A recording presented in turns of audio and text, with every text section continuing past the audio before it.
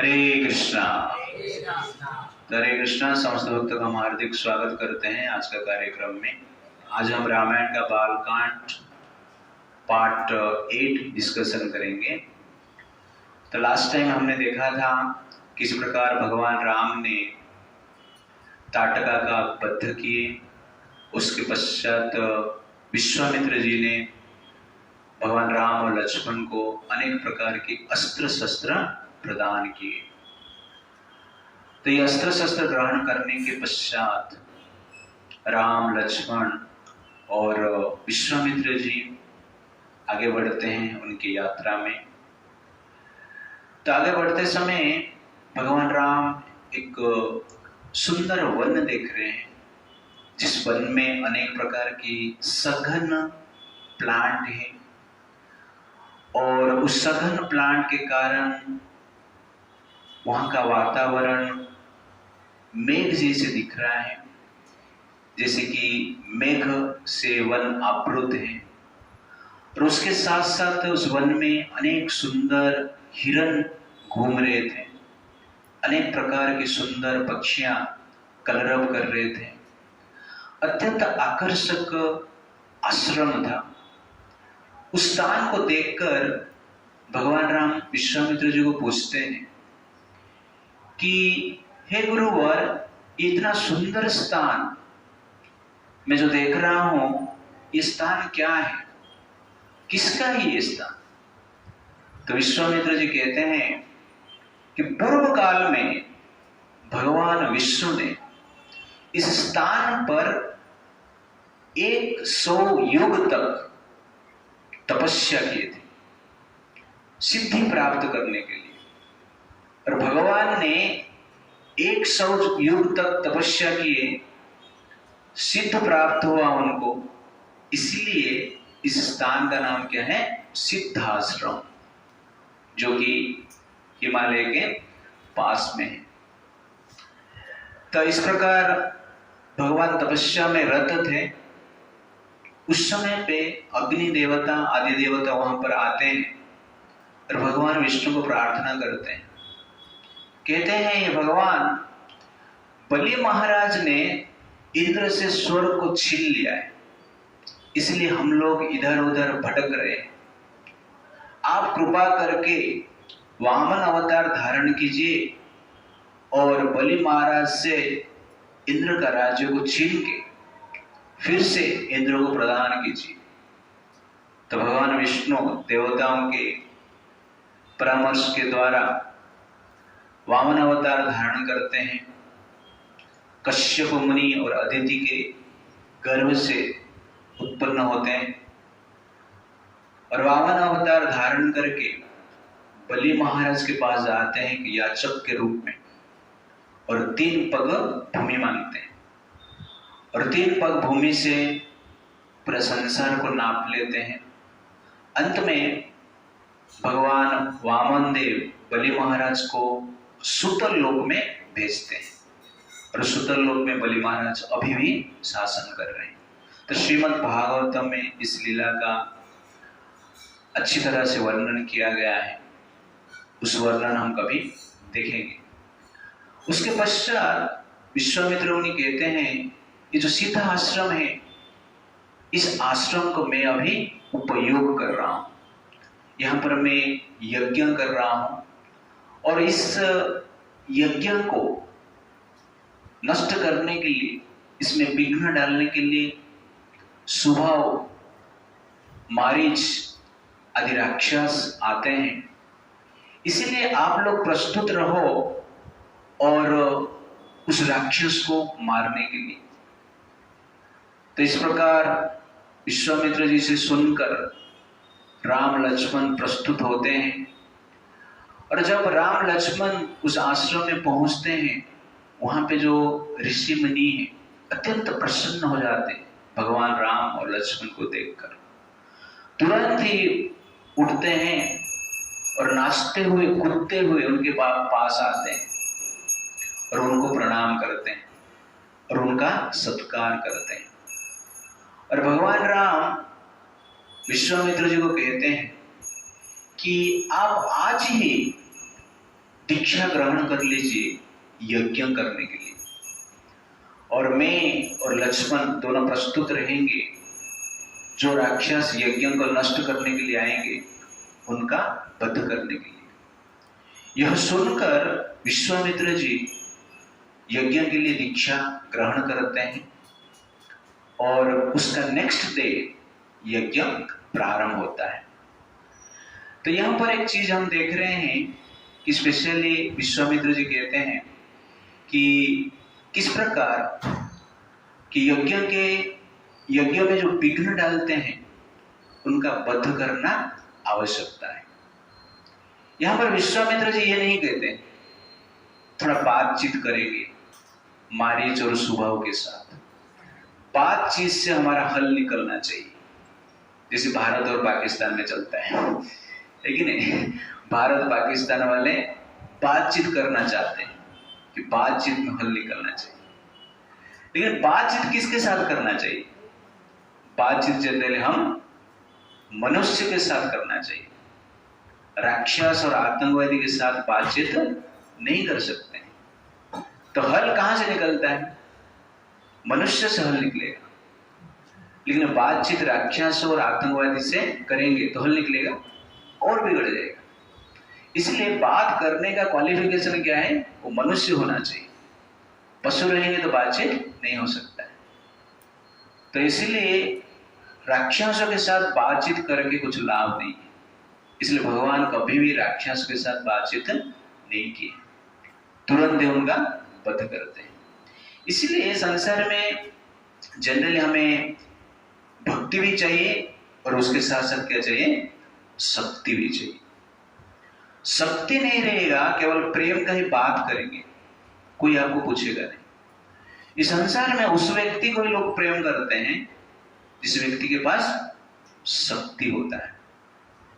एक बार क्या हुआ, एक सिंह था, शक्तिशाली था। उसको वन में सब लोग डरते थे, बाकी पशु डरते थे। वन का राजा था।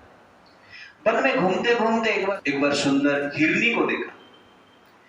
हिरनी को देखकर सिंह के मन में हिरनी के प्रति प्रेम उत्पन्न हो गया।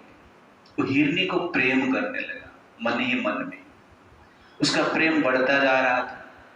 एक दिन संभाल नहीं पाया, इसलिए वो सिंह हिरनी के पास आया, उसका पिताजी को मिला और कहा कि हे हिरण महाराज, मैं आपके बेटी को प्रेम करता हूं, इसलिए उनके साथ शादी करना भी चाहता हूं, आप करवाएंगे क्या?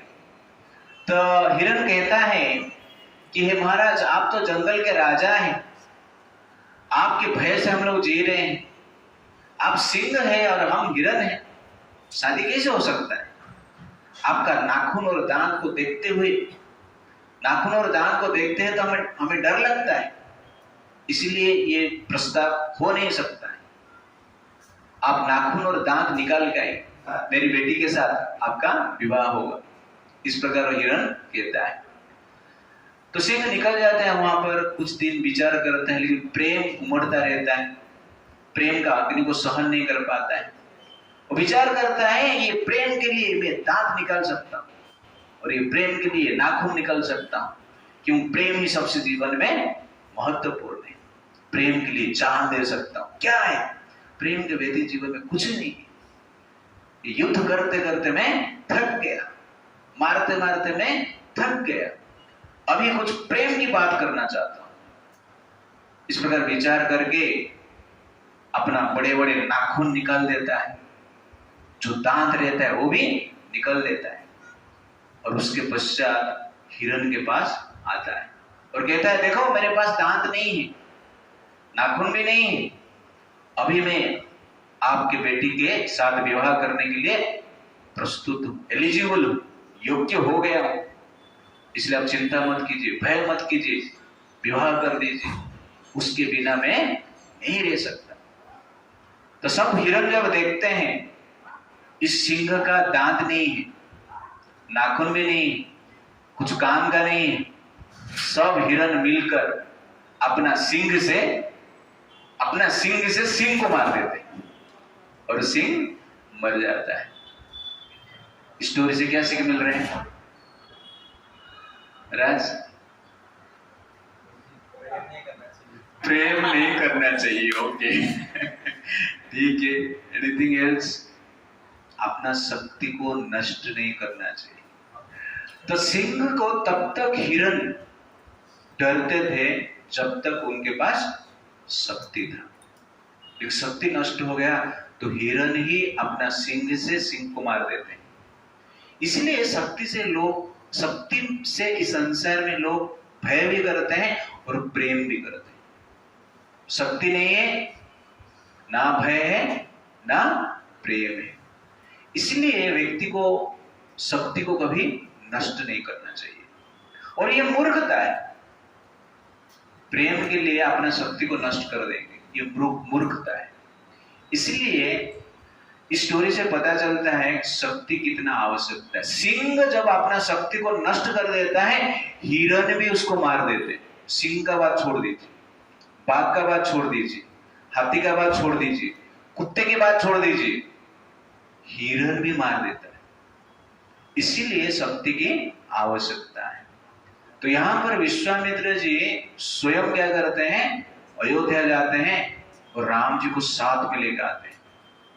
बलि महाराज के पास आप देखेंगे भगवान विष्णु जाते हैं और बलि महाराज को मांगते हैं कि मुझे राज्य चाहिए, और बलि महाराज सब कुछ समर्पित कर देते हैं। और यहां पर एक स्टेप आगे जाके विश्वामित्र जी राम जी के पास जाते हैं। राम जी उनके पास नहीं आते, तो उनके पास शक्ति है, सामर्थ्य भी है, फिर भी भगवान के पास आते हैं और भगवान को ही मांगते हैं और कुछ नहीं मांगते। और भगवान को साथ में लेकर आते हैं और उनके पास जितने भी शक्ति है, वेपन से अस्त्र शस्त्र हैं, भगवान राम और लक्ष्मण को प्रदान करते हैं।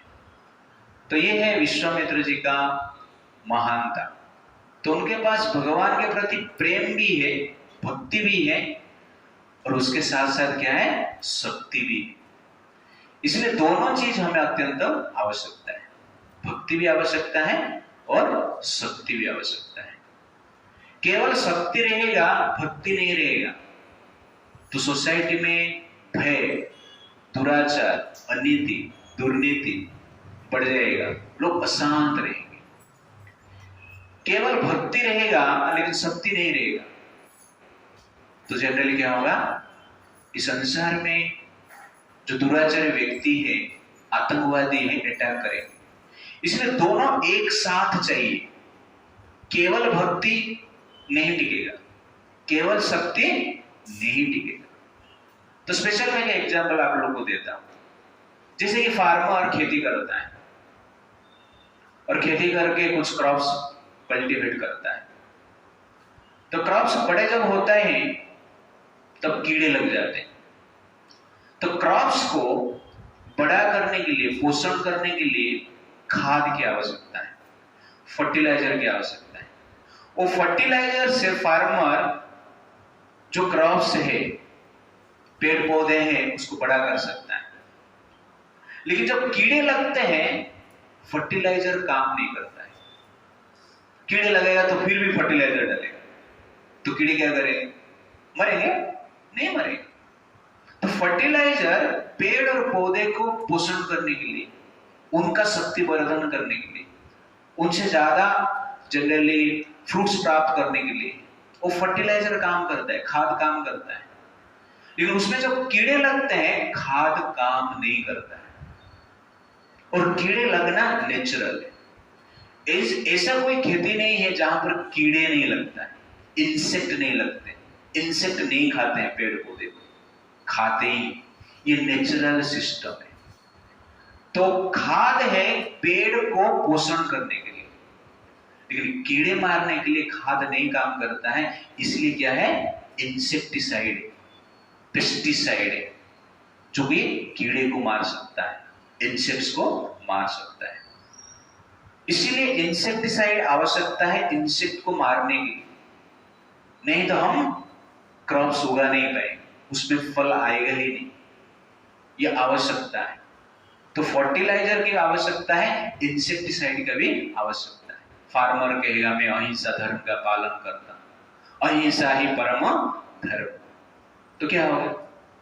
मर जाएगा। कि कुछ भी क्रॉप्स में कुछ फल नहीं आएगा, वेजिटेबल्स नहीं होगा, धान नहीं होगा, गेहूं नहीं होगा, तो जिएंगे कैसे?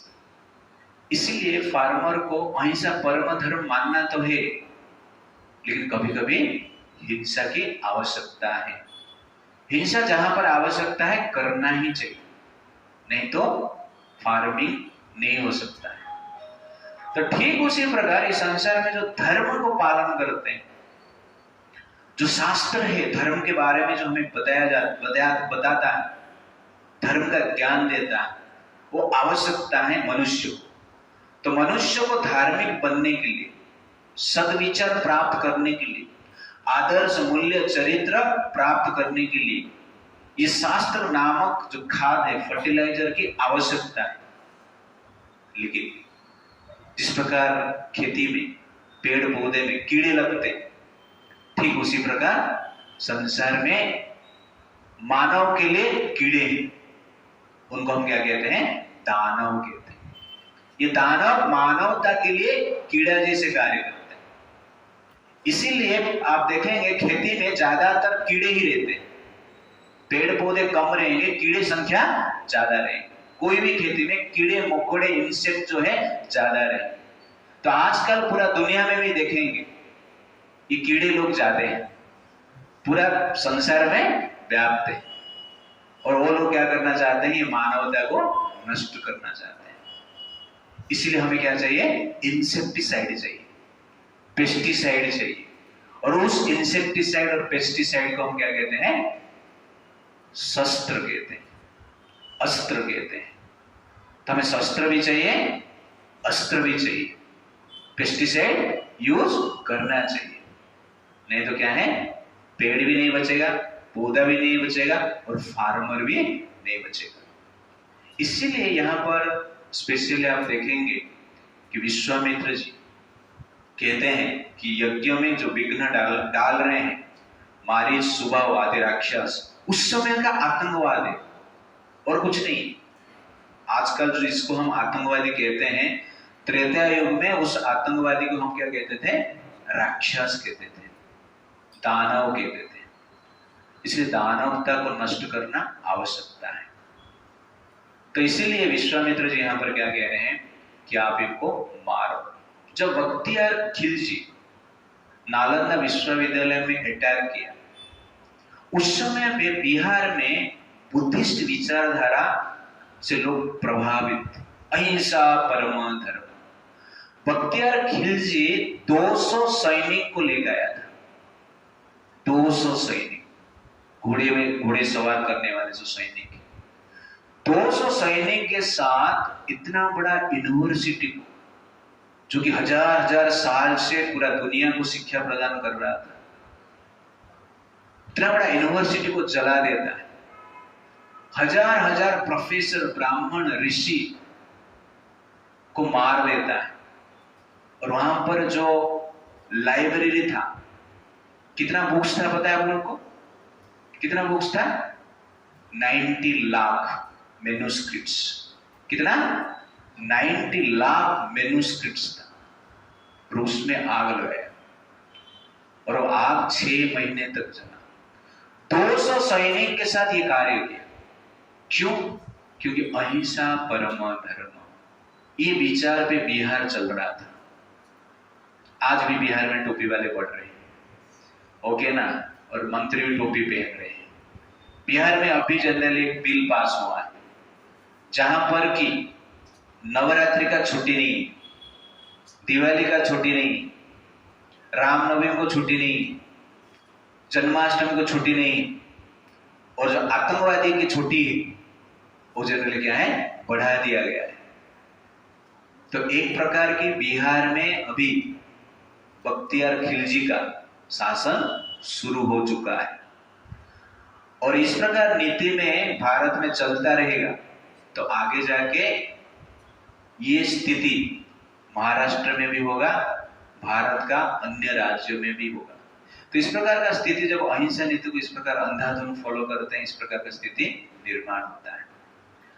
लेकिन आप ये बख्तियार खिलजी का स्टोरी आप देखेंगे, बख्तियार खिलजी नालंदा विश्वविद्यालय को नष्ट करने के पश्चात वो आसाम में अटैक किया। आसाम में जो कामाख्या मंदिर है वहां अटैक किया। लेकिन वहां पर उस समय पे जो राजा थे और जो लोग थे एक साथ मिलकर बख्तियार खिलजी को अटैक किया।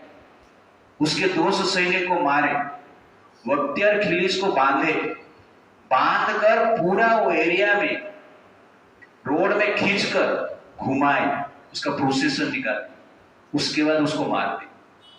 और कौन मारा? स्त्रियों ने मारा, पुरुष ने। तब सोचिए एक स्थान पर 200 सैनिक इतना बड़ा कांड कर लेते और एक स्थान पर क्या है, साधारण स्त्रियां उसको मार देते। तो वो चीज इंपॉर्टेंट, एक बार अस्त्र नहीं उठाए शास्त्र जल गया। तो अस्त्र उठाते तो शास्त्र नहीं जलता था, शास्त्र से अस्त्र नहीं निकलेगा। शास्त्र सिखाता है अस्त्र कैसे चलाना है। इसीलिए केवल शास्त्र को ही धारण करके रहेंगे, लेकिन अस्त्र शस्त्र नहीं उठाएंगे तो शास्त्र भी नहीं बचेगा। तो भारत का ये प्रॉब्लम है। तो रामायण में स्पेशली विश्वामित्र जी सिखाते हैं, इसलिए उनका नाम क्या है? विश्वामित्र। वो शास्त्र में पारंगत है और अस्त्र शस्त्र में भी पारंगत है, इसलिए दोनों चीज जनरली वो यूज कर रहे हैं धर्म का रक्षा करने के लिए। तो ये क्लैरिटी के साथ हमें जीना है। और भगवान आप देखेंगे कि भगवान इस संसार में जब आते हैं इस प्रकार के कार्य ही करते हैं, शास्त्र की भी बात करते हैं और उसके साथ साथ अस्त्र की भी बात करते हैं। ये दोनों आवश्यकता है और ये क्लैरिटी के साथ हमें जीना है। जैसे लास्ट टाइम मैंने बताया था, परशुराम जी का एग्जाम्पल दिया था। कभी कभी यहाँ पर विश्वामित्र जी क्षत्रियों को एनकरेज कर रहे, राम जी को प्रेरित कर रहे हैं आतंकवाद को नष्ट करने के लिए। लेकिन कभी कभी आतंकवाद मान लो नष्ट करने के लिए क्षत्रिय रेडी नहीं रहते, तो परशुराम क्या करते हैं, अपने जो शिष्य रहते हैं, उनके जो शिष्य रहते हैं, सबको इकट्ठा करते हैं और क्षत्रियों के विरुद्ध में लड़ते हैं, युद्ध करते हैं। तो आवश्यकता होता है कभी कभी पब्लिक को भी आगे आने के लिए। तो हिंदू समाज में जनरली क्या है, पब्लिक आगे नहीं आते, बट आना होगा, आज नहीं तो कल। तो इस प्रकार के विचार हमारा मन में आना चाहिए। पहला तो विचार आना चाहिए, वो विचार ही नहीं हमारे पास। एक फिलोसोफर ने कहा कि भारत को मुगल्स ने 1000 साल शासन की और ब्रिटिशर्स ने 200 साल शासन की। वो फिलोसोफर कह रहा था कि भारत का फिलोसफी क्या है, हम शरीर नहीं है, हम आत्मा है। आत्मा अमर है, कभी नष्ट नहीं होता है। तो कहता है कि भारत का लोग मान लो ये जानते थे कि हम शरीर नहीं, हम आत्मा है, तो भारत को मुगल ब्रिटिशर्स 1200 साल क्या है, 12 मिनट भी शासन नहीं कर पाते थे। ये सब बोलने का ही बात है। लोग सिर्फ सुनते हैं लेकिन उसको आत्मसात नहीं कर पाते। जो व्यक्ति जानता है कि मैं शरीर नहीं हूं, मैं आत्मा हूं, भय किधर है? अस्त्र को क्यों डरेगा? तो भारत 1200 साल शासन क्यों हुआ? डर के कारण, भय के कारण। सिर्फ हम सुनते हैं कि मैं शरीर नहीं हूं, मैं आत्मा हूं। जब कोई अस्त्र शस्त्र गोली देखते हैं, बोलते हैं हम आत्मा नहीं, हम शरीर ही। तो इस प्रकार का स्थिति। तो इसलिए जनरली थोड़ा क्लैरिटी के साथ हमें जीना है।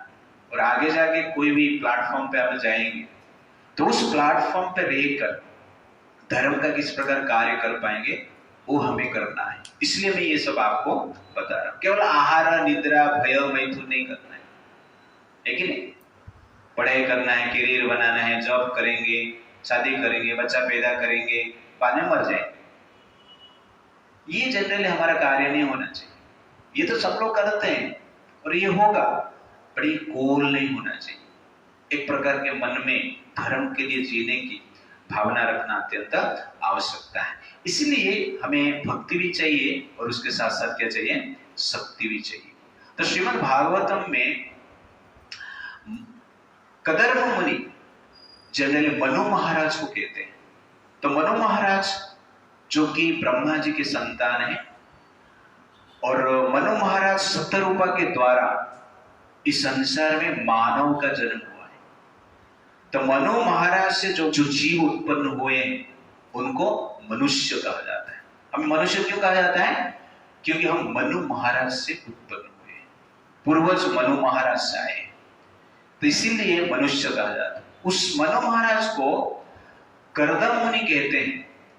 If you did not mount your victorious jeweled chariot, whose mere presence threatens culprits, if you did not produce fierce sounds by the twang of your bows, if you did not roam about the world like the brilliant sun, leading a huge army whose trampling feet cause the globe of the earth to tremble, then all the moral laws governing the varnas and ashramas created by the Lord himself would be broken by the rogues and rascals.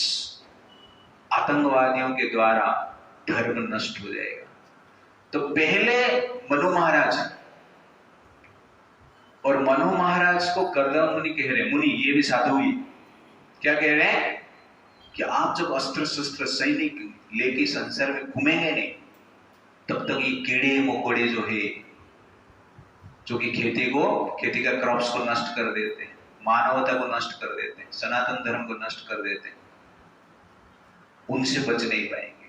जिस प्रकार पेड़ पौधे कीड़े से नष्ट हो जाता है, ठीक उसी प्रकार वैदिक शास्त्र मानवता कलयुग का जो कीड़े मकोड़े है संसार में घूम रहे धर्म के नाम पे, वो ये पेड़ पौधे को काट रहे हैं। तो इस क्लैरिटी हमारे पास होना चाहिए। Bhakti and shakti both are essential to have peace and prosperity in the society. एक नहीं चले, एक से प्रॉस्पेरिटी नहीं रहेगा। भारत सोने का चिड़िया था, आज किधर गया सोने का चिड़ी? उड़ के चला गया, ऐसा है? सोने का चिड़िया था तो किधर गया वो चिड़िया? क्योंकि शक्ति को हमने फॉलो नहीं किया, इसलिए जनरली प्रॉब्लम है। इसलिए शक्ति को फॉलो करना आवश्यक, करना शक्ति को उपासना करना, प्रैक्टिस करना आवश्यक है, नहीं तो सिंह को भी हिरन मार देंगे। तो ऐसे ही हो रहा है, इसलिए आपके पास अस्त्र शस्त्र होना आवश्यकता है। उसके पश्चात विश्वामित्र जी दीक्षा ले लेते हैं। तो नेक्स्ट डे मॉर्निंग भगवान राम विश्वामित्र जी के पास आते हैं और विश्वामित्र जी को प्रणाम करते हुए कहते हैं कि हे भगवान, आप हमें बताइए कि ये जो मारीच और सुबाहु कभी इस स्थान पर आते हैं, उसका समय बताइए, जिस समय को समझने के पश्चात हम लोग थोड़ा सावधान हो जाएंगे, और समय हमें पता नहीं रहेगा तो हम असावधान रहेंगे, जिसके द्वारा अवसर हाथ से जा सकता है, और एक बार अवसर चला जाता है तो जीतना कठिन हो जाएगा। इसलिए आप समय बताइए। तो उस समय पे विश्वामित्र जी के पास अनेक ऋषि मुनि थे। वो कहते हैं विश्वामित्र जी अभी दीक्षित हो चुके हैं यज्ञ करने के लिए, आज यज्ञ प्रारंभ करने वाले हैं, इसलिए वो मौन व्रत धारण किए, वो बात नहीं करेंगे यज्ञ समापन होने तक।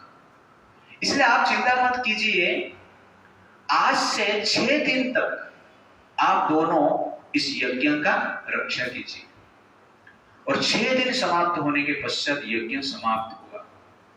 तो ये सुनने के पश्चात राम और लक्ष्मण दोनों प्रस्तुत रहते हैं, 6 दिन 6 रात तक यज्ञ का रक्षा करते हैं, रात दिन जागते हैं।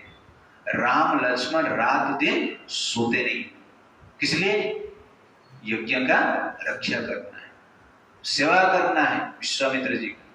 इसलिए बिना सोए जागते हुए 6 दिन, 1 दिन नहीं, 2 दिन नहीं, 3 दिन नहीं, 1 नाइट नहीं, 6 दिन जागते हैं और यज्ञ का रक्षा करते हैं। 5 दिन बीत गया यज्ञ का, मारीच और सुबाहु वहां पर नहीं है, 6ठा दिन आ गया। तो राम जी को पता हो गया कि अभी तक तो न्यूज पहुंच गया रहेगा कि यहाँ पर विश्वामित्र साइंटिस्ट रिसर्च कर रहे हैं, कुछ तो वैक्सीन बनाने वाले हैं, ओके ना, कोरोना से बचाएंगे। वैक्सीन बनने से पहले उनको क्या करना है, लेबोरेटरी को ही नष्ट कर देना है। इसीलिए राम जी लक्ष्मण जी कहते हैं, लक्ष्मण जी मन को एकाग्र करो, स्थिर करो और युद्ध के लिए प्रस्तुत रहो। आज मारीच और सुबाहु आक्रमण कर सकते हैं, लास्ट डे है, आज का दिन हम सजाग रहना पड़ेगा। इस प्रकार बात चल रहा है और विश्वामित्र जी यज्ञ कुंड में आहुति डाल रहे हैं। तुरंत ही एक बड़ा आवाज सुनाई दिया, जो आवाज अत्यंत भयंकर था। उसके पश्चात विश्वामित्र जी यज्ञ वेदी के चारों ओर घना बादल जैसे राक्षस घेर गए। जिस प्रकार आकाश को बादल घेर लेता है, उसी प्रकार उस यज्ञ वेदी को मारीच, सुबाहु और अन्य जो राक्षस थे घेर के खड़ा हो गए और रक्त मांस डालना प्रारंभ किए। लेकिन भगवान राम सजाग थे। वो लोग डालने से पहले भगवान राम ने जनरल राक्षस को मारने की स्टार्ट कर दी। तुरंत ही भगवान राम लक्ष्मण जी को कहते हैं, वो कहते हैं, लक्ष्मण जी उस आकाश की ओर देखो, पश्य लक्ष्मणः दुर्भूतम राक्षसम पिशिता आसनम मानव अस्त्र समाधृतः अनिलेन यथा घनान। वो कहते हैं, पश्य लक्ष्मण दुर्भूतम, ये लक्ष्मण देखो उस राक्षस मारीच को, सुबाहु, राक्षसन पिशिता आसन, ये राक्षस मांस खाने वाले राक्षसी, मानव अस्त्र समाधृतम, मैं मानव अस्त्र के द्वारा इस राक्षस को ऐसे मार दूंगा जैसे कि मेघ वायु के द्वारा छिन्न भिन्न हो जाता है, उसी प्रकार मेरे अस्त्र के द्वारा ये मारीच, सुबाहु आदि राक्षस छिन्न भिन्न हो जाए। इस प्रकार बोलकर धनुष में भगवान राम ने मानव अस्त्र को संधान किए और रोष से भरकर जोर से उस तीर को चलाए। वो तीर जाके मारीच का छाती पर लगता है। जब तीर मारीच का छाती पर लगता है, तुरंत मारीच मूर्छित हो जाता है। तीर इतना प्रभावशाली रहता है कि उस तीर से मारीच हिमालय से उड़ते उड़ते उड़ते उड़ते 100 योजन दूर जाता है और लंका में जाके समुद्र में गिरता है। दैट इज एग्जैक्टली क्या है, राम का एक वाहन का पावर। लेकिन सबसे आश्चर्य की बात है, ये जो मानव अस्त्र है, जिस अस्त्र राम जी ने चलाया, उस अस्त्र का नाम क्या है, तीर का नाम क्या है, मानव अस्त्र है। बहुत उदार था। भगवान राम लक्ष्मण जी को कहते हैं, देखो लक्ष्मण, ये मानव अस्त्र बहुत उदार है, ये तो मारीच को मूर्छित कर दिया लेकिन मारता नहीं, और उसको उड़ा उड़ा के लेकर 100 योजन दूर फेंक दिया। उसके पश्चात भगवान राम क्या करते हैं, सुबाहु को देखते हैं तो मानव अस्त्र नहीं चलाते, तो भगवान राम अग्नि अस्त्र निकालते हैं और सुबाहु को मारते हैं। सुबाहु तुरंत ही मर जाता है। उसके बाद वायुव्य अस्त्र रहता है, तो वायुव्य अस्त्र के द्वारा बाकी राक्षसों का वध करते हैं। तुरंत ही कुछ मिनट में समस्त राक्षस का वध कर देते हैं और यज्ञ को रक्षा करते हैं। कुछ समय के बाद यज्ञ संपन्न होता है। विश्वामित्र जी यज्ञ स्थान से उठते हैं, राम जी को आलिंगन करते हैं और कहते हैं, मेरा जीवन आज खुदार्थ हो गया, आप इस यज्ञ का रक्षा किए, गुरु का आदेश को ठीक ठीक पालन किए, इसलिए आप धन्य हैं। इस प्रकार राम जी का प्रशंसा करते हैं। तो यहां पर एक पॉइंट हम देखेंगे, स्पेशली सक्सेस फॉर्मूला। तो यहां पर आप देखेंगे कि भगवान राम विश्वामित्र जी को पहले क्या बोलते हैं कि आप हमें समय बताइए, कभी ये राक्षस आते हैं, क्यों? क्योंकि हम सावधान रहेंगे और जिससे कि हम उस राक्षस को वध कर सकते हैं। और स्पेशल वो पॉइंट बताए, अवसर मिलेगा और अवसर को हम छोड़ देंगे तो सक्सेस नहीं हो पाएंगे। That is actually formula for success. अब लोगों मैं पूछूंगा, हाउ टू गेट सक्सेस एक वर्ड में, तो सक्सेस वन वर्ड में क्या है, करेज, साहस। कोई भी कार्य करने के लिए क्या चाहिए, साहस चाहिए, डेयरिंग चाहिए। ये एक चीज है आपके पास, साहस है तो आप कर सकते हो। सब कुछ है लेकिन साहस नहीं, डेयरिंग ही नहीं। ओके ना? इसलिए अत्यंत आवश्यकता है साहस, करेज। तो इस प्रकार कहा जाता है कि success is not final, failure is not fatal, but courage is the means to continue. Therefore, success is not final, failure is not fatal, but courage is vital. Courage is vital. Courage is force. साहस होना चाहिए, और वो साहस रहेगा तो शक्ति अपने आप कार्य करेगा। साहस ही नष्ट हो जाता है तो जनरली शक्ति भी कार्य नहीं करता है। अर्जुन का वही प्रॉब्लम हुआ, साहस नहीं कर पाया, करेज नहीं था युद्ध करने के लिए। सब कुछ था उसके पास, भगवान भी थे उसके पास, लेकिन क्या नहीं था? साहस नहीं था। तो गीता क्या करता है? साहस देता है, करेज देता है। इसलिए साहस को, करेज को टिका के रखना अत्यंत आवश्यकता है। तो मोटिवेशन करेज के लिए चाहिए, बाकी सब मिलेगा, बाकी सब है।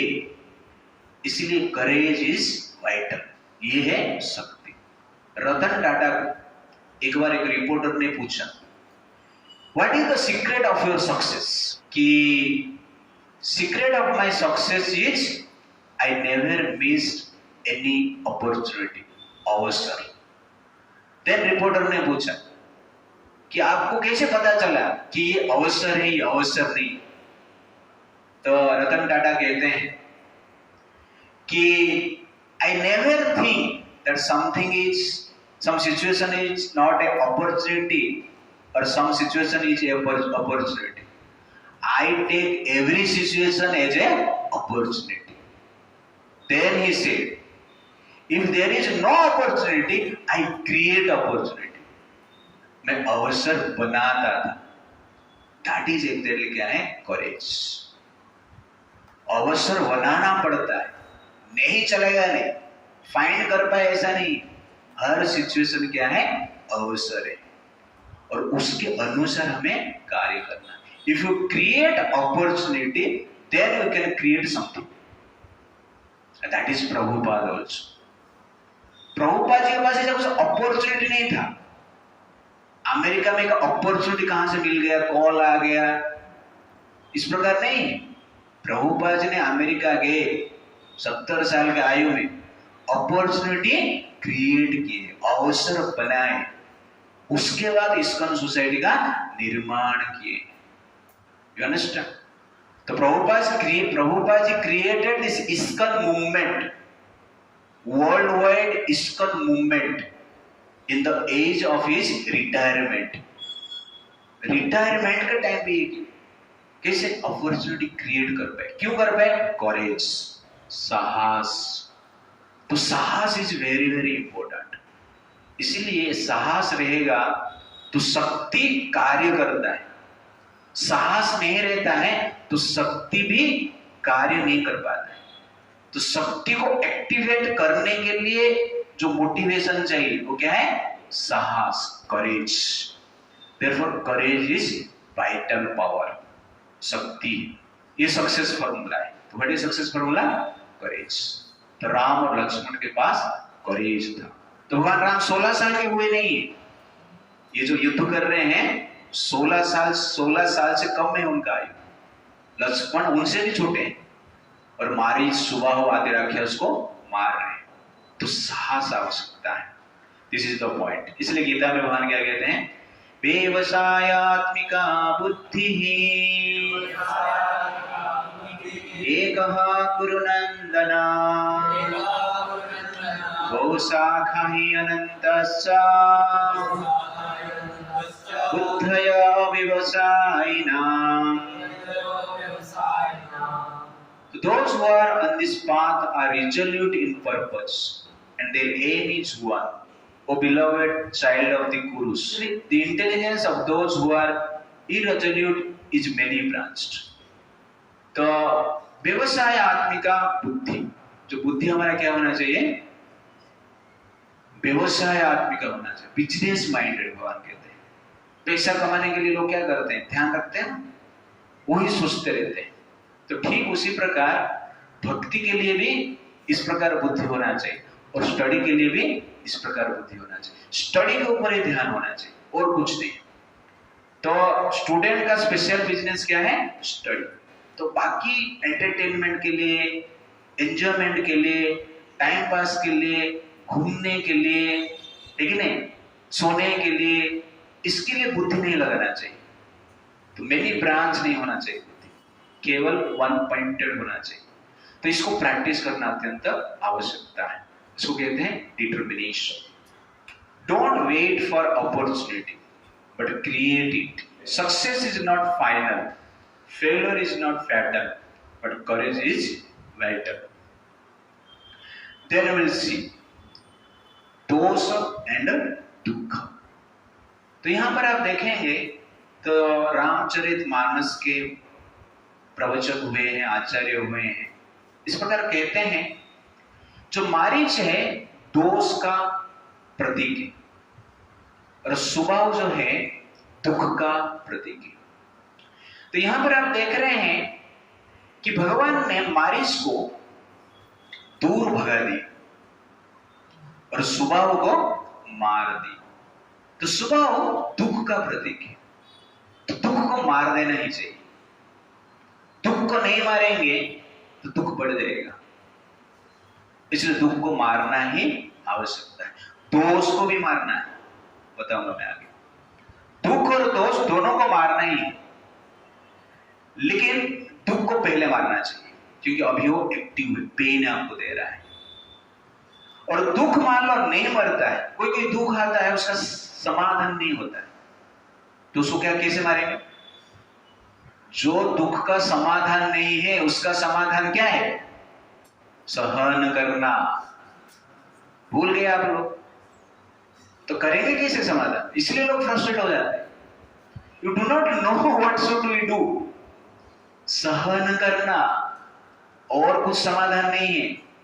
अब डिटैचमेंट रहो नहीं रहो वो अलग बात है, लेकिन सहन करना मेन बात है। इसीलिए दो प्रकार वे से हम दुख को मार सकते हैं।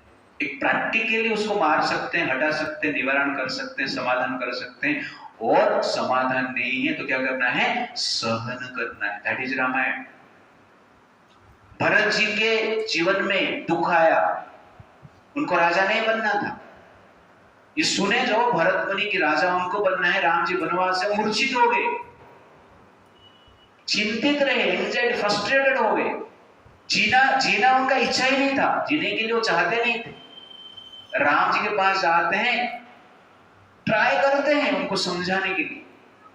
भरत और राम मिलन हम देखेंगे आगे जाके, बट राम जी सुनते नहीं। रोते रोते भगवान राम के पादुका लेकर आके 14 साल शासन करते। कैसे करते?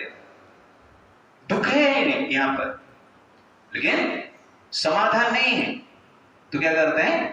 सहन करते हैं। भरत जी ने 14 साल सहन किया। सीता जी को रावण ने किडनैप कर लिया, तो सीता माया लंका में 1 साल समाधान नहीं है। राम जी को कैसे मैसेज डालेंगे? ईमेल नहीं, सिस्टम, स्मार्टफोन नहीं था, व्हाट्सएप मैसेज नहीं कर सकते, तो क्या करना है? स्मरण किए, सहन किए, और कुछ नहीं है। राम जी ने 1 साल क्या किए? स्मरण किए, सहन किए, प्लान किए। सीता जी ने प्लान नहीं कर पाए, उनके पास प्लान करने का भी अवसर नहीं था, केवल सहन करने का ही शक्ति था, और भगवान के ऊपर श्रद्धा थी। राम जी ने सहन किए, रोए भी, प्लान भी किए। तो ये सब फॉर्मूला है, कहां पर प्लान करना है, कहां पर रोना है, कहां पर सहन करना है, और समाधान नहीं है तो सहन करके ही जीना है। तो दुख को इस प्रकार हमें मारना है, आगे आएगा संसार में आप। तो रामायण ये सब हमें शिक्षा देता है। रामायण को आप ठीक से पढ़ोगे तो जीवन को अच्छी तरह से आप जी सकते हो, लेकिन हम भूल जाते हैं कितने बार मैंने बताया, जिस प्रॉब्लम का समाधान नहीं है उसका समाधान क्या है? सहन करना, tolerance. Tolerance should be the romance of your life. You understand ना? Tolerance should be the romance of your life. वो रोमांस नहीं है, वो रोमांस करेंगे तो टॉलरेट करना पड़ेगा। वो टॉलरेट आवश्यकता है, टॉलरेंस आवश्यकता है। एक टीचर ने एक स्टूडेंट को पूछा कि स्त्री को शक्ति कहते तो पुरुष को क्या कहते? स्टूडेंट बोलते हैं सर सहन शक्ति कहते। पुरुष को क्या कहते हैं? सहन शक्ति कहते हैं। एग्जैक्टली, जो पुरुष है वो सहन करता है, पुरुष ही सहन कर पाएगा। एग्जैक्टली, पुरुषत्व मीन्स सहन करने की शक्ति। सहन रहेगा तो कार्य कर पाएंगे, टिक पाएंगे, जी पाएंगे। और भक्ति में सहन करना अत्यंत आवश्यकता है। भौतिक जीवन में तो सहन करना ही है, और भक्ति प्रैक्टिस करने के लिए सहन करने की आवश्यकता है। दुख आएगा तो सहन करना है। इसीलिए दुख को जनरल हमें कैसे मिटाना है? मिटा देना है, नहीं तो सहन करना है। स्वभाव को भगवान ने मार दिया, लेकिन मारीच दोष का प्रतीक है, और मारीच को भगवान ने क्या किया? मारे नहीं, मानव अस्त्र के द्वारा 100 योजन तक फेंक दी। मानव अस्त्र के द्वारा 100 योजन तक फेंक दी, दूर चला गया। दोष को थोड़ा दूर कर दिए। कैसे कर दिए? मानव अस्त्र, उस अस्त्र का नाम है मानव अस्त्र। ठीक उसी प्रकार मानवता से हमारा हृदय में जो दोष है उसको हम दूर कर सकते हैं, मार नहीं सकते। कितना दिन तक, कितना काल तक हम दूर रख सकते हैं उसको, लेकिन मार नहीं सकते। लेकिन दूर रखने के लिए क्या चाहिए हमें? मानवता चाहिए, मानव का क्वालिटी चाहिए। तो ह्यूमन क्वालिटी के द्वारा जो दोष है हमारा हृदय में उसको हम दूर रख सकते हैं। दोष को मार नहीं सकते हैं। राम जी ने मारिच को दूर भेज दिया, लेकिन दोष रहेगा तो प्रॉब्लम करेगा ना, तो मारिच आगे जाके प्रॉब्लम किया। स्वर्ण हिरण के रूप में आया और सीता जी के पास आके घूमने लगा। सीता जी मोहित हो गई और राम जी को मारने के लिए, पकड़ने के लिए बोले, तो फिर से मारीच ने राम जी को दूर भगाया। तो पहले राम जी ने मारीच को दूर भगाया था 100 योजन, और यहां पर मारीच क्या कर रहे हैं? राम जी को दूर भगाते हैं। बदला लेना है ना, ओके ना? दूर भगाते हैं। कहां से? सीता जी से दूर भगाते हैं। तो कहने का अर्थ है दोष को आप मारेंगे नहीं तो क्या करेगा? प्रॉब्लम क्रिएट करेगा, समस्या क्रिएट करेगा। दोष भगवान से दूर कर देगा और उसके साथ साथ दोष मानवता से भी दूर कर लेगा। दोनों कार्य करता है। और ये संसार में जो दोष है ना, प्रकट कैसे होता है? मारीच जैसे। मारीच शब्द का अर्थ है जो दिखता है लेकिन होता नहीं, भ्रम है। ओके ना? जैसे डेजर्ट मरीचिका बोलते हैं ना, तो मिराज, मारिच का अर्थ है मिराज। तो दिखता है डेजर्ट में, आप देखेंगे तो धूप के कारण, धूप जब बालू के ऊपर गिरता है डेजर्ट में, ऐसा लगता है कि पानी है करके कुछ दूर में, और हिरण उधर रहेगा तो पानी सोचकर भागता रहता है, लेकिन जब पास में पहुंचता है पता चलता है कि पानी है ही नहीं। इसको कहते हैं मिराज। तो मिराज के पीछे भागते भागते हिरण मर जाता है। इसलिए वही मारीच अभी हिरण के रूप में आया सीता जी के सामने। लेकिन ये मिराज, ये भ्रम, ये इल्यूजन कैसे दिखता है? मजा दिखता है, आनंददायक दिखता है। तो दोष जो है आनंददायक दिखता है। दोष इससे एडवर्टाइज करता है जिसमें कि आपको मजा आएगा, ऐसा दिखावा करता है। बट इन रियलिटी क्या है, वो मृत्यु का कारण है, भय का कारण है, दुख का कारण है, जो कि मारीच ने किया है। मारीच का एपिसोड में वो डिटेल्स हम देखेंगे। बट ये दोष जो है सबके पास है। तो सबसे कॉमन दोष क्या है सबके हृदय में? 6 दोष है। क्या क्या है? Lust, anger, greed, pride, illusion, envy. ये 6 दोष है, सड़ो दोष कहते हैं उसको। तो लस्ट एक दोष है, और ये दोष से फ्रेग्रेंस निकलता है, वासना निकलता है। फ्रेग्रेंस, इसलिए वासना कहते हैं। तो वासना जो मन में आता है दोष से आता है। तो काम की जो वासना आता है काम से निकलता है। जैसे कोई गंदगी रहता है उसमें बास मारता है, बोलता है बास मार रहा है, बोलते हैं शरीर से बास मार रहा है, थोड़ा सेंट मार देना, इस प्रकार बोलते हैं ना। तो जो बास है वो बास शब्द से ही वासना है। तो लस्ट रहेगा दोष, हमारा हृदय के भीतर काम रहेगा दोष। ये दोष रूपी काम रहेगा तो वासना क्या है उसका? स्त्रियों के प्रति अट्रैक्शन, सेक्स करने की इच्छा, मैस्टरबेशन करने की इच्छा, लड़की के पीछे भागने की इच्छा, अफेयर करने की इच्छा, बाद में मार पड़े। तो लोग वासना आता है ये दोष के कारण। You understand the point? इसका उदाहरण रामायण में कौन है? रावण। ये दोष के कारण रावण ने उसका वंश को नष्ट कर दिया। एक दोष उसका वंश का विनाश कर दिया। साधारण दोष नहीं। रावण भी वेद शास्त्र पढ़ा था। आप लोग को एक श्लोक याद नहीं, रावण को लाखों लाख श्लोक याद है। You understand? लेकिन काम को कंट्रोल नहीं कर पाया। दोष, अरे दोष क्या करता है? सबको मार देता है। इसलिए दोष से दूर होने के लिए भगवान से प्रार्थना करना चाहिए, क्योंकि दोष कभी मिटेगा? मानवता से नहीं मिटेगा, मानवता से दूर हो सकता है, लेकिन दोष मानवता के साथ जब भगवान का भक्ति मिलता है तब जाके हम दोष को मार सकते हैं। Otherwise it is not possible.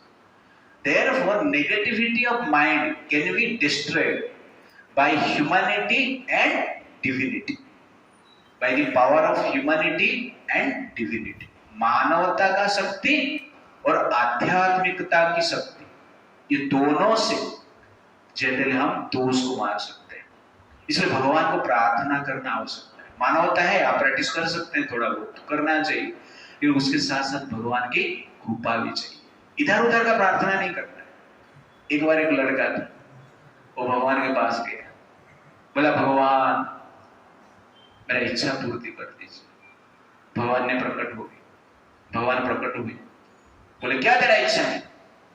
ना एक जॉब चाहिए और एक बड़ी गाड़ी चाहिए और बहुत सारे लड़कियां चाहिए। भगवान ने तथास्तु की। कुछ दिन के बाद वो लड़के को एक जॉब मिल गई। गुरु नानक गर्ल्स कॉलेज में ड्राइवर बन गए। तो बड़ी गाड़ी हो गई, अच्छा जॉब भी हो गया और लड़कियां भरे। तो इसलिए सोच विचार कर भगवान से प्रार्थना कर। भगवान भी स्मार्ट है आप भी स्मार्ट नहीं है, भगवान भी स्मार्ट है। तब प्रार्थना जनरल भौतिक चीज प्राप्त करने की इच्छा करते हैं, बट प्रार्थना किस लिए करना चाहिए? दोष को दूर करने के लिए। कितने लोग प्रार्थना करते हैं कि भगवान मेरा लस्ट को दूर कीजिए, क्रोध को दूर कीजिए, बुराई को दूर कीजिए। डेली प्रार्थना करना चाहिए। That is very very important. जब भगवान के सामने आते हैं, भगवान का ग्लोरीफाई थोड़ा कर देना, बाद में ये प्रार्थना करना, तो धीरे धीरे भगवान की कृपा से नष्ट। भगवान की कृपा नहीं होगा तो ये चीज से आप बच नहीं सकते। इसलिए अत्यंत आवश्यकता है, प्रार्थना ऐसा कीजिए। उसके बाद और एक दोष क्या है? ग्रीड, लोभ। तो लोभ एक दोष है। उसका वासना क्या है? चोरी करना, करप्शन करना, चीटिंग करना।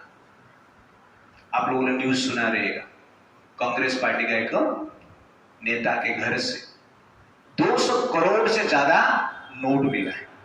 500 करोड़ बोल रहे हैं, हो सकता है, चल रहा है, अभी गिन रहे हैं। 5 अलमीरा में भरा हुआ नोट है, दोष लोभ के कारण। और रामायण से इस दोष के कारण दुख किसको मिला? कैकेयी। कैकेयी का दोष लोभ, राज्य चाहिए, इसलिए दुख मिला। तो 3 चीजें, दोष और दुख के बीच में एक चीज हो, क्या है? दुराशा। तो दोष, दुराशा, दुख। तो दोष से दूर आशा होता है, गलत आशा होता है, इच्छाएं पर आता है, उसको कहते हैं वासना। और उसके बाद क्या मिलता है हमें? दुख मिलता है। इसलिए आप दोष को कंट्रोल करेंगे तो वासना को कंट्रोल कर पाएंगे, दुराशा को कंट्रोल कर पाएंगे, तो दुख होता ही नहीं है फिर। लेकिन दोष को कंट्रोल नहीं करेंगे तो वासना होगा, फ्रेग्रेंस निकलेगा, फूल खिलेगा तो फ्रेग्रेंस आएगा ही आएगा। इसलिए फूल को खिलने मत देना। फूल जब बडिंग स्टेज में रहेगा उस स्टेज से ही निकाल देना। पेड़ में फूल आते रहेंगे, बार बार आते रहेंगे, उसका फूल खिलेगा तो क्या होगा? फ्रेग्रेंस निकल जाएगा। इसलिए रोज क्या करना है? वो बडिंग स्टेज से उसको निकाल देने का। तो वैसे ये जो विचार है, दोष है, इसलिए फूल खिलता रहेगा, विचार खिलता रहेगा, नेगेटिविटी आता रहेगा। लेकिन हमें क्या करना चाहिए? उसको बडिंग स्टेज से ही नष्ट कर देना चाहिए। कंटिन्यू प्रैक्टिस है ये, ऐसा नहीं कि एक बार 2 बार, डेली प्रैक्टिस करना चाहिए। और कुछ उपाय नहीं है। आप सोचते रहोगे कि एक दिन चला जाएगा, जाएगा, वो एक दिन कभी आएगा किसको पता नहीं। बट हमारा काम क्या है? डेली काटना है। ट्रिमिंग करते हैं ना पेड़ पौधे को, वैसे हमें ट्रिमिंग करना है, नहीं तो फूल खिलेगा, फ्रेग्रेंस होगा, और फ्रेग्रेंस में मजा आता है, वासना में मजा आएगा। इतना चोरी कर देगा, वो कांग्रेस वाले इसी कर रहा था, पकड़ लिया उसको। तो रावण का हालत ऐसे होगा। तो इसलिए लोभ हो, ये दोनों चीज, काम और लोभ बहुत खतरनाक है, इससे बचना इतना आसान नहीं।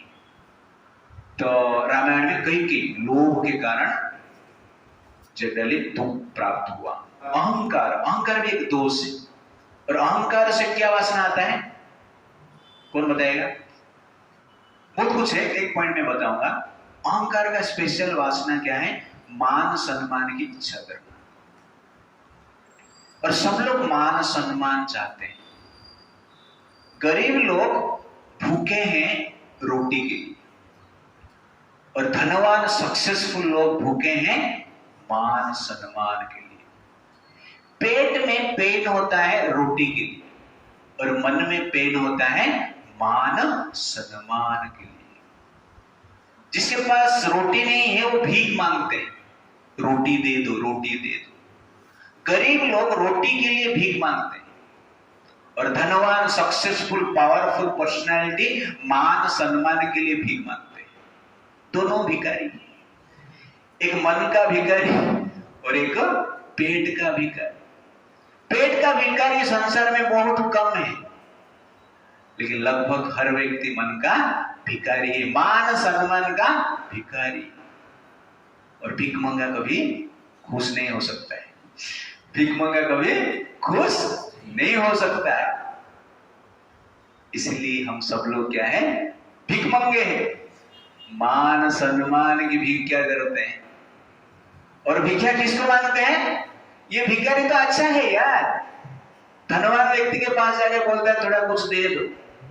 लेकिन मान सम्मान के भिखारी क्या करते हैं? दूसरे भिखारी को मांगता है, थोड़ा मुझे दे दो। दुर्भाग्य ये हमारा। इसीलिए ये मान सम्मान की इच्छा को प्राप्त करने की इच्छा को, मान सम्मान प्राप्त करने की इच्छा को छोड़ देना चाहिए। इसलिए चैतन्य महाप्रभु क्या बोलते हैं? अमानिना मान देना कीर्तनीय सदा हरि। अमानिना, कभी मान की इच्छा नहीं करना, मान देने की इच्छा करना, भीख देने की इच्छा करना चाहिए। भीख देना पुण्य कर्म है। तो दान का, धन का दान करते हो, आज से मान सम्मान का भी थोड़ा दान करो। लेकिन मान सम्मान हम दे नहीं पाते क्योंकि हम भी भीख मांगे हमारे पास है ही नहीं। इसलिए भगवान को हम प्रार्थना करते हैं, ये भगवान आप मान सम्मान का जो धन है कैसे देते हैं, थोड़ा हमें दीजिए।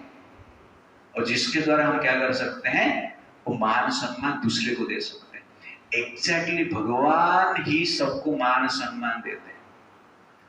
लोग सोचते हैं कि मान सम्मान हमें दुनिया में कोई नहीं दे रहा है, देगा नहीं, किसके पास है ही नहीं, सब लोग भिखारी है, देंगे कैसे आप? लेकिन भगवान आपको मान सम्मान दे, कैसे? भगवान ये मनुष्य शरीर दे के आपको सम्मानित करते। ये मनुष्य शरीर से बढ़कर मान सम्मान संसार में कुछ नहीं है। तो ये मनुष्य शरीर देकर भगवान ने आपको सर्टिफाइड कर दिए कि you are a personality with dignity, dignified personality. आप मनुष्य शरीर दे के और साथ में भी रहते हैं, इससे बड़ा मान सम्मान है क्या? संसार में कोई मान सम्मान देता नहीं है, लेकिन भगवान शरीर में दिए और शरीर के साथ भी रहे, इसलिए भगवान ही मान सम्मान देते हैं। हम जैसे थर्ड क्लास लोग को भी इतना मान सम्मान भगवान दे रहे। मनुष्य शरीर दिया, उसके साथ साथ साथ में रहा परमात्मा के रूप में, फिर भी हम भिखमंगा जैसे मांगते रहते। मान सम्मान चाहिए, हार चाहिए, पूजा चाहिए, प्रतिष्ठा चाहिए, है कि नहीं? ग्लोरिफिकेशन चाहिए। मान देना है लेकिन मांगना नहीं। जो मांगता है वो कौन है? भिखारी है। आप धन मांगो या मान सम्मान मांगो, हम कौन है? भिखारी। इसलिए भीख मंगा कभी सुखी नहीं हो सकता। ये एक दोष है, अहंकार दोष है, उसका जो वासना है मान सम्मान की इच्छा, और उसके कारण लोग क्या करते हैं? दुख में पीड़ित रहते हैं। और इसका स्पेशल एग्जाम्पल कौन है? कर्ण। जीवन भर उसको क्या चाहिए था? मान सम्मान चाहिए, प्रतिष्ठित धनुर्धारी, सर्वश्रेष्ठ धनुर्धारी। उस मान सम्मान के लिए भगवान को भी रिजेक्ट कर दिया, मां को भी रिजेक्ट कर दिया। इसलिए कर्ण को कोई मान सम्मान देता नहीं है आजकल। कितने ऐसा गए गुजरे हैं जो कि कहते हैं कर्ण महान है, पर पूरा महाभारत का आधार कौन है? कर्ण ही है। कर्ण नहीं होता तो दुर्योधन कभी युद्ध करने के लिए इच्छा नहीं करता है। तो मान सम्मान की इच्छा क्या किया आप सोचिए। ये मान सम्मान की इच्छा एक प्रकार की महाभारत निर्माण कर दिया, करोड़ों लोग को मार दिया। ये मान सम्मान की इच्छा है। तो मान सम्मान मार देता है, ये अहंकार मार देता है। इसलिए दोष को हमें क्या करना चाहिए? मारना चाहिए। एनवी एक दोष है, ईर्ष्या का दोष है। और इस ईर्ष्या से जो दुराशा होता है क्या है कि मेरे सामने मेरे से बढ़कर कोई दिखना नहीं चाहिए, लेकिन नहीं, मुझे ही पावर चाहिए, पोजीशन चाहिए, राज्य चाहिए। That is exactly Dhritarashtra. ईर्ष्या के कारण पांडवों को मारने के प्रयास किए। ये दुराशा है। और इल्यूजन, अज्ञान के कारण, भ्रम एक दोष है, अज्ञान भी एक दोष है, और उससे भी वासना निर्माण होता है, इच्छा निर्माण होता है, और उससे भी दुख मिलता है। तो रामायण में कौन है इसका एग्जाम्पल? सीता देवी।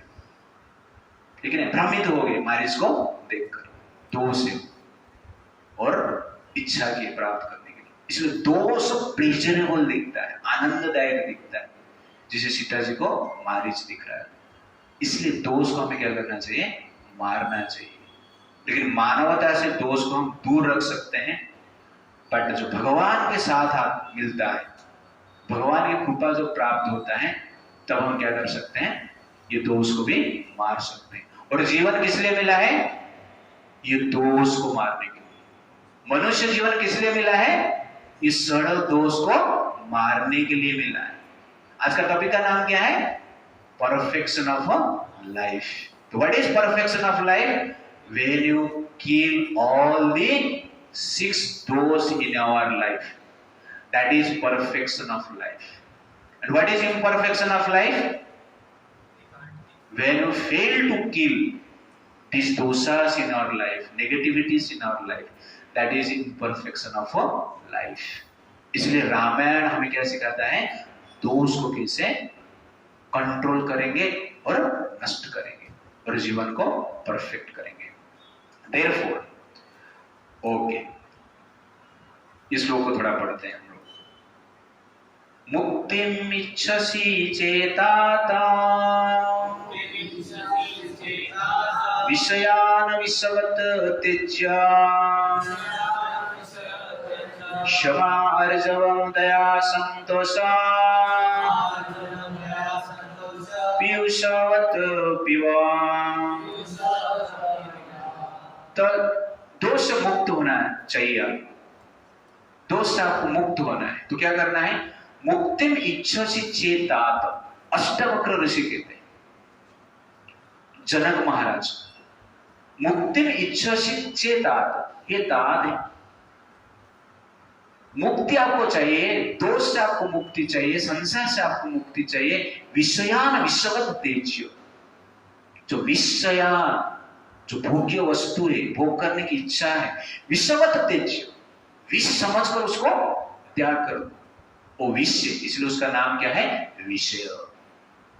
मुझे विषय में मजा आता है, विष में मजा आता है, ओके ना। बट विषय, स्मोकिंग करते हैं ना लोग, स्मोकिंग करने में मजा आता है, बी कूल, और आग पीता है, बी कूल बोलते रहते हैं, लेकिन बाद में क्या है, किडनी खराब, लिवर खराब, हार्ट खराब, लंग्स खराब, सब खराब हो जाता है, क्योंकि विषय। वैसे विषयान जो है विष जैसे, विषवत तेज, इसलिए इसको त्याग करना चाहिए, दोष को त्याग करना चाहिए। दोष को ही हम विषय मानते हैं। और क्या प्रैक्टिस करना है, क्षमा, फॉरगिवनेस प्रैक्टिस करना, अर्जवम, सरलता जीवन जीना है, दया, काइंडनेस को प्रैक्टिस करना, संतोष, सैटिस्फाइड रहना, पीयूषवत पियो, पीयूष मतलब क्या है, अमृत, नेक्टर जैसे इस सबको फॉलो करना चाहिए। तो इस प्रकार हम फॉलो करते हैं तो जीवन में जो तनाव है बच पाएंगे, क्योंकि तनाव कहां से आता है, दोष से आता है। दोष से दुराशा निर्माण होता है, दुराशा से दुख निर्माण होता है। दोष को ही मार दो ना, दोष को ही कंट्रोल करो ना, तो दुराशा नहीं होगा, और दुराशा नहीं है तो दुख किधर है। इसीलिए इस एपिसोड हमें बताता है कि मारीच स्वभाव जैसे जो राक्षस है हमारा हृदय में, जो कि प्लेजरेबल दिखते हैं बट मिजरेबल है। They appear like pleasurable object but in reality they are source of miserable object. तो ये समझकर हमें दोष से दूर रहना चाहिए। Destruction of negativity is possible with the help of humanity and divinity. Dosha is the root cause of dukkha. Therefore, kill the dosha and attain the sukha. Perfection of life is possible when one is free from the imperfections. That is dosha. Hare Krishna, Krishna Krishna, Hare Hare. हरे राम राम राम हरे हरे। श्री प्रभुपाद की जय, अनंत गुरु वैष्णव वृंद की जय। हरे कृष्ण।